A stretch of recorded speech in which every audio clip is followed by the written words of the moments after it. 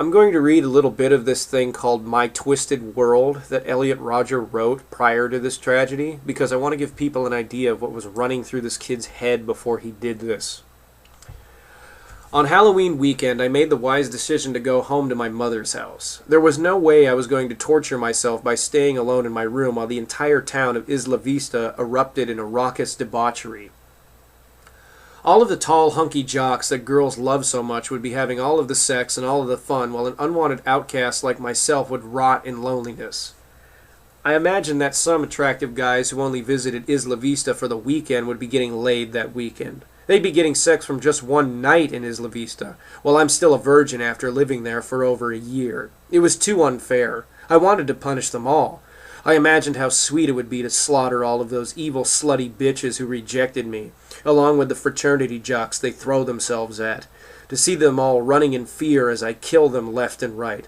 That would be the ultimate retribution. Only then would I have all the power. They treated me like an insignificant little mouse, but on the day of retribution I would be a god to them. They will be the mice, and I will be the predator. I considered setting the date for the day of retribution to be the next Halloween of 2013. That would give me a year to prepare, but I soon dismissed it. If the day of retribution were to happen, it would have to be on a normal weekend. There would be too many cops walking around during an event like Halloween, and cops are the only ones who could hinder my plans. I spent the time at my mother's house relaxing and trying to forget about Halloween. I drank some of my mother's delicious wine until I was too buzzed to think about how much fun everyone else my age was having on that night. I didn't even bother to register for college classes that semester. There was no point. I believed that I would either fulfill my dream of becoming wealthy at a young age in order to be worthy enough to attract beautiful women, or exact my revenge upon the world and die in the process to escape punishment. There was no other path for me. Of course, I registered, in quotes, for some classes, but only to keep up the pretense to my parents that I was still attending college. If they somehow found out that I had dropped my classes right after registering from them, then they would have stopped all of their support for me, and my life would have begun to end right then and there. Thankfully, I was a good liar. During the autumn of 2012, I had spent all the time in the world to figure out how I was going to triumph against the society that was torturing me. I spent a lot of time at the library in Goleta, just a few miles away from Isla Vista. I'm guessing this isn't in the United States, just so you know. At the library, I read countless books on history, business, and philosophy, learning as much as I could. It was better than staying at home in my room. Besides, I didn't want my housemates to find out that I wasn't going to college. That would be embarrassing, and I always cared about what others thought about me, even my nerdy housemates. I continued to visit the website of the Mega Millions lottery, and I still clung to the hope that it may rise above 100 million again so that I would be a winner. So far, I saw this as my only way out of my horrible situation. My situation was indeed horrible.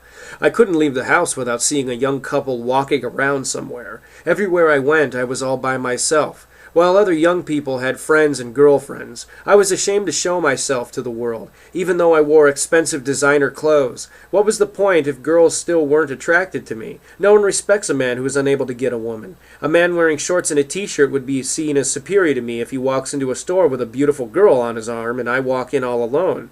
A man having a beautiful girl by his side shows the world that he's worth something, because obviously that beautiful girl sees some sort of worth in him. If a man is all alone, people get the impression that girls are repulsed by him, and therefore he is a worthless loser. I saw winning the lottery as the only way out, and I became so frustrated when the Mega Millions jackpot kept receding. In the end of November, the jackpot was very close to getting high enough, but then it sank to the bottom once again. It was at this point I learned about the Powerball lottery, and the Powerball hadn't even yet come out in California, so I knew nothing about it before. Okay, so this is in California. I looked at the website and saw that the jackpot was over $500 million. California didn't even have a Powerball lottery, so in order to buy a ticket, I would have to drive all the way to Arizona. Earlier in the day, as I drove through Isla Vista, I saw this one particular young couple that stood out from the rest only because the girl looked absolutely perfect. She was tall, blonde, and sexy. She would have towered over me in height, and her boyfriend, of course, towered over her. They were both wearing beach gear, and the girl was in her bikini showing off to everyone her sensual, erection-causing body. Her blonde hair was wet from swimming in the ocean, and it only made her look more arousing. The two of them were holding hands, and it was clear that they were in love. I saw the boyfriend place his hand on the girlfriend's ass, and when he did this, the girl looked at him and smiled with delight.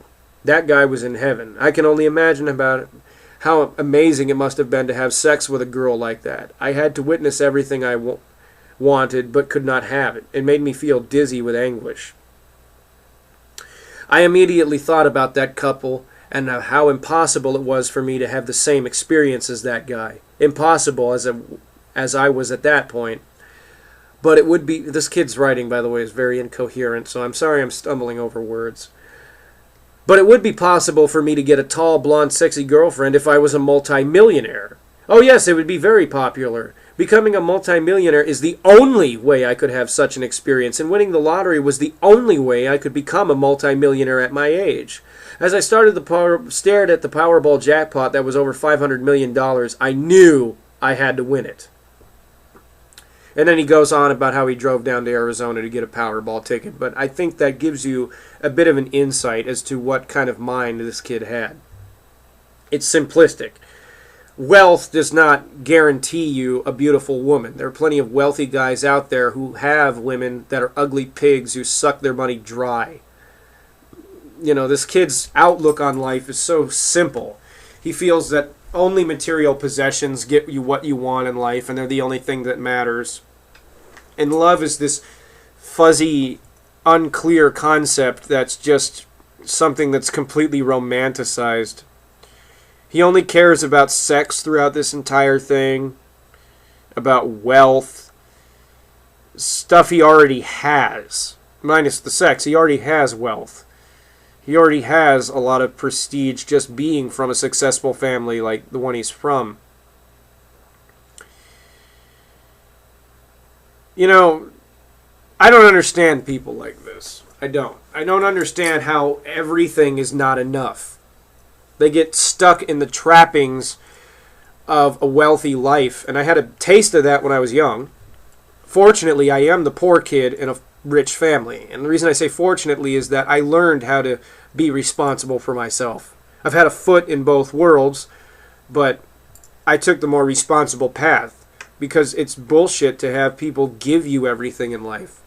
You should appreciate what you have, not just want more and more and more and more, and then wonder why, once you become the king covetous of the world, why people don't want to be around you.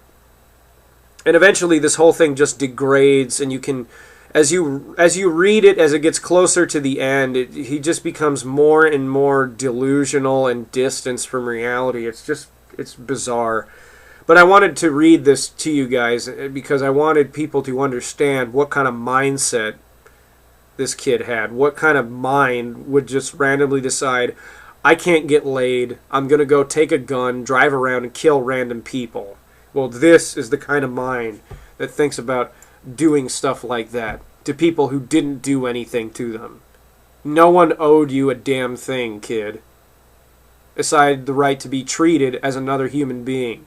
And you owed them the same right, and you didn't even bother to consider that they were human beings. The way you talk about people in this thing is just is disgusting. You know, they're just like shells of meat that have feelings every now and then, but they don't deserve to because they don't bend over and kiss your ass. Because they're not, I guess, paying tribute to you because in your mind everyone owed you everything.